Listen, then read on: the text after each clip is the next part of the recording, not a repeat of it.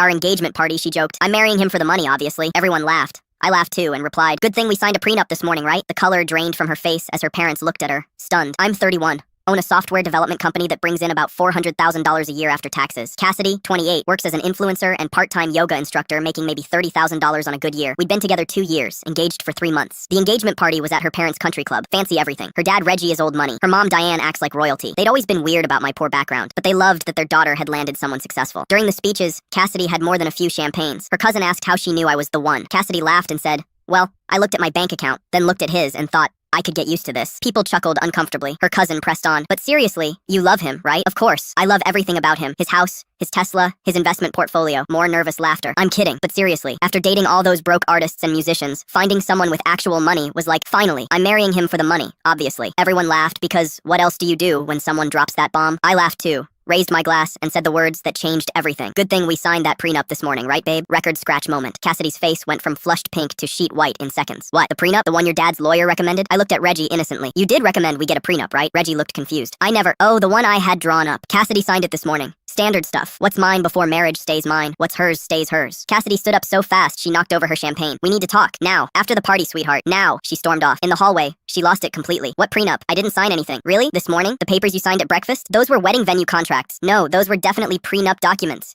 You signed 3 copies. Even had them notarized. She started ugly crying. Mascara everywhere. You tricked me. You just announced to everyone you're marrying me for money. It was a joke. Was it though? She slapped me hard. We're done. The wedding's off. Okay. She blinked. Okay? That's it? Yeah. You want out because of a prenup? That tells me everything. She screamed and stormed back to the party, telling everyone I'd deceived and trapped her. Her parents looked mortified, not at me, but at her reaction. Here's the kicker. There was no prenup. Those papers were literally venue contracts. But her reaction told me everything I needed to know. The aftermath was swift and brutal. She moved back to her parents, took everything she could fit in the Range Rover I'd bought her, and left a lovely note calling me a manipulative psychopath. Her mom called demanding I fix this. Her dad called with different energy. Is there actually a prenup? When I said no, he sighed. But she broke up with you within 60 seconds of thinking she'd signed one. You dodged a bullet. Then Cassidy went nuclear on social media, posting about narcissistic abuse and financial manipulation, conveniently leaving out her gold digger announcement. Her friends piled on until my buddy Dale posted the full video. The narrative flipped instantly. Comments went from attacking me to, did she really admit to being a gold digger? But the real revelation came when her friend Piper reached out. You should know Cassidy's been bragging for months about securing the bag with you. She had a whole plan. Marry you, quit working, have kids quickly to lock it down.